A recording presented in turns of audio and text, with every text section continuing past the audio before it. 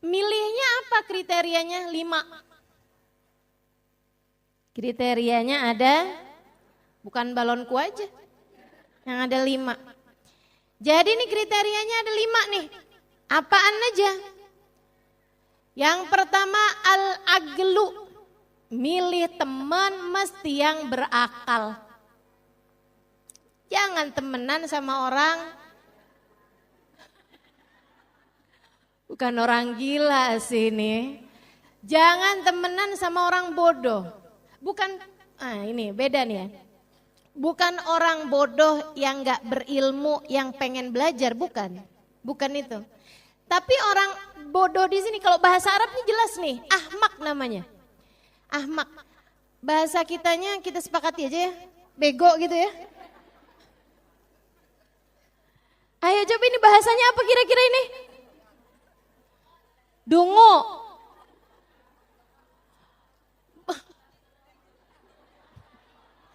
On katanya tuh. Bolot. Ya Allah, kok ini semuanya kata-kata sumpah serapah ini ya kayaknya ya. Iya. Yang dimaksud ahmak di sini adalah orang bodoh yang nggak tahu bahwa dirinya bodoh. Nah tuh. Bukan sok pinter.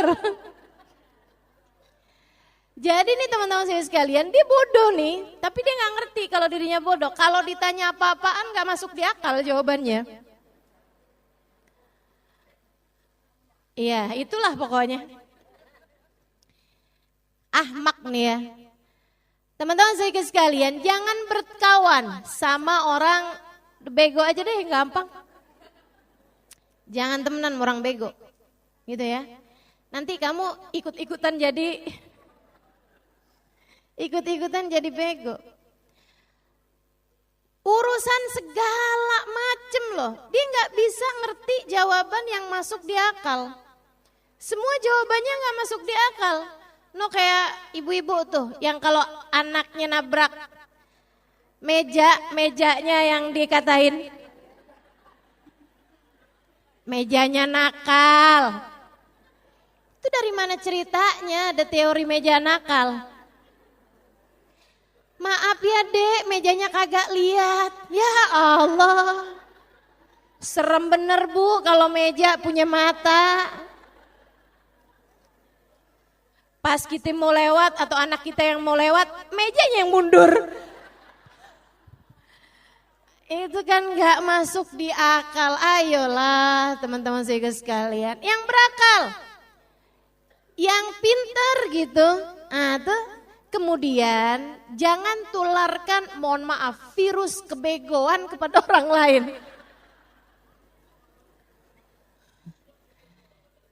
Ayo bu, makanya belajar. Gitu kan ya? Karena kalau ibu pinter tuh anak-anak pinter. Kalau ibu bego, belum tentu anak bego. Anaknya kan belajar ya. Nah nih, jangan mau berkawan sama orang ahmak. Enak ahmak ya, jadi gak kayak ngatain orang ya. Jangan berkawan sama orang ahmak yang kalau ngomong enggak pakai nalar. Yang kalau ngomong enggak idealis. Enggak sesuai sama fakta. Enggak sesuai sama fakta. Ada orang nih, Kiai, kenapa sih Kiai orang pakai kacamata? Ini orang bego nih. Untung Kiainya pinter. Dia jawab, jadi maksud kamu bawa kaca mobil gitu? Maksud kamu bawa kaca lemari gitu kemana-mana? Ya ampun. Nanya aja menunjukkan loh. Makanya teman-teman saya sekalian, ada istilahnya orang, walaupun bodoh itu gratis jangan diborong semua. Orang ngomong kemana, fahamnya kemana, capek kamu kalau temenan sama orang ahmak. Capek. Kasih tahu enggak paham.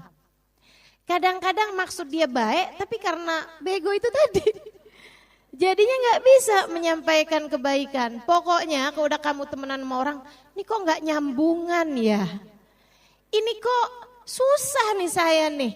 Mau ngasih pahamnya, mau ngasih ngertinya susah nih. Udah ngomong, salah paham. Gitu ya? Apalagi nggak dikasih paham, apalagi nggak dikasih tahu pun suka salah paham. Nah, udah, jangan capek-capekin diri kamu. Jangan capek-capekin diri kamu. Pengajian Al-Ikhwan kapan? Minggu keempat. Hari apa? Otakmu tuh di mana?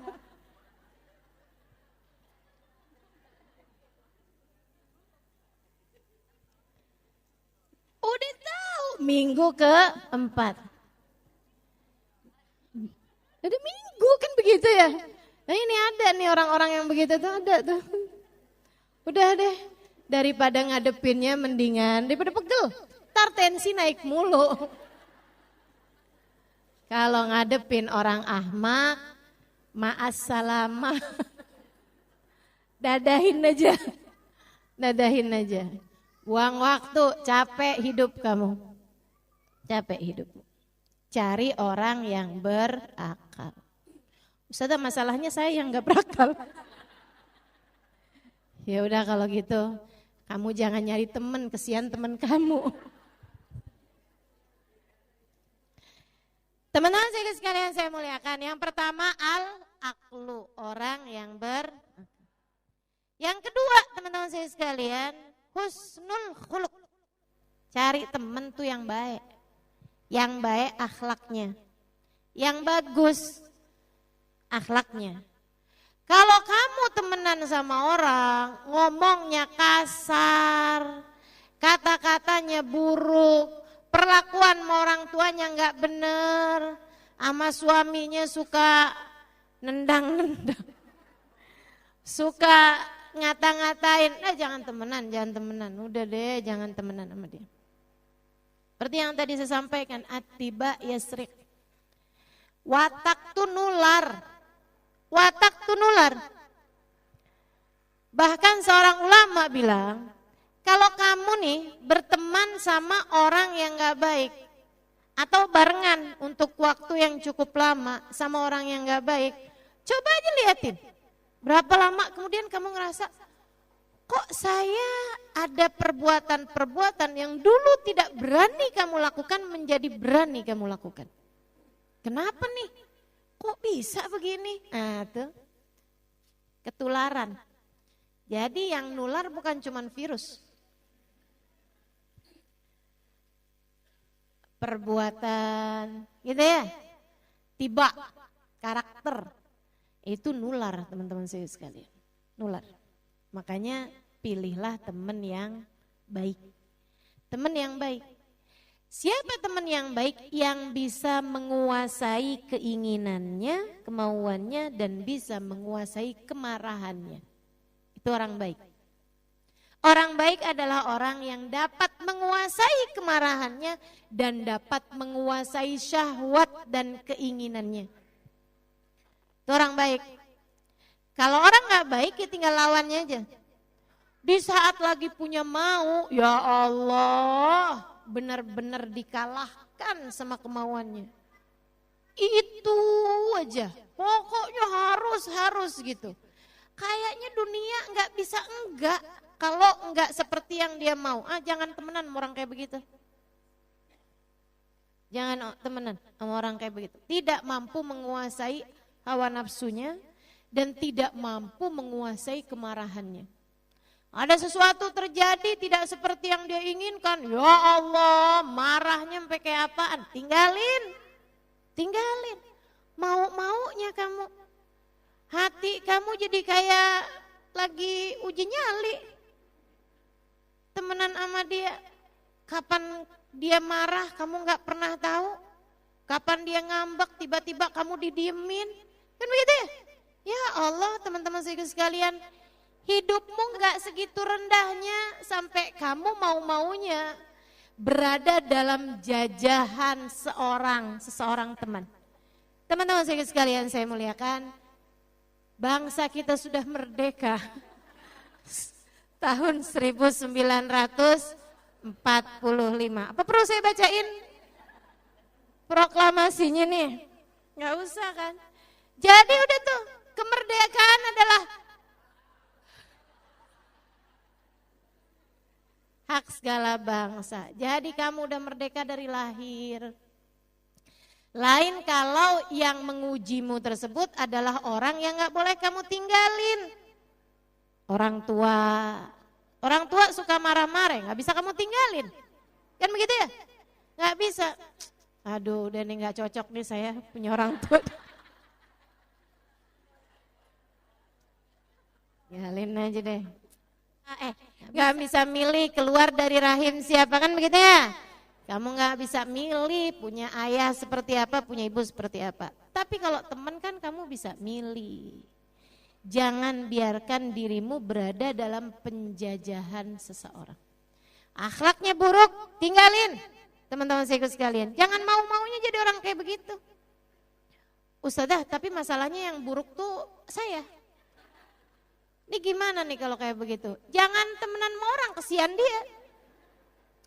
Jadi belajar dulu mengendalikan kemarahanmu, belajar dulu mengendalikan syahwatmu, baru kalau udah bisa belajar kamu kendalikan, baru deh enak temenan sama siapapun.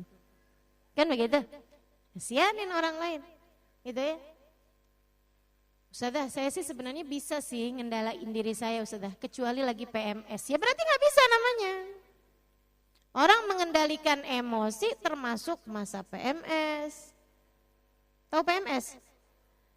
Jangan tanya apa itu ya, karena saya gak ngerti nih, bacanya tuh bahasa Inggris agak susah tuh.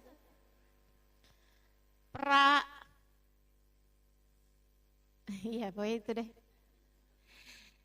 Masa-masa sebelum datang mens, kurang berapa hari dari head tuh kan, itu memang hormon perempuan tuh ada yang naik tuh, ada hormon apa yang turun juga, itu biasanya suka ngaruh di mood perempuan, jadi gampang nangis, gitu kan ya, gampang galau, gampang sedih, terdolimi, merasa tersakiti.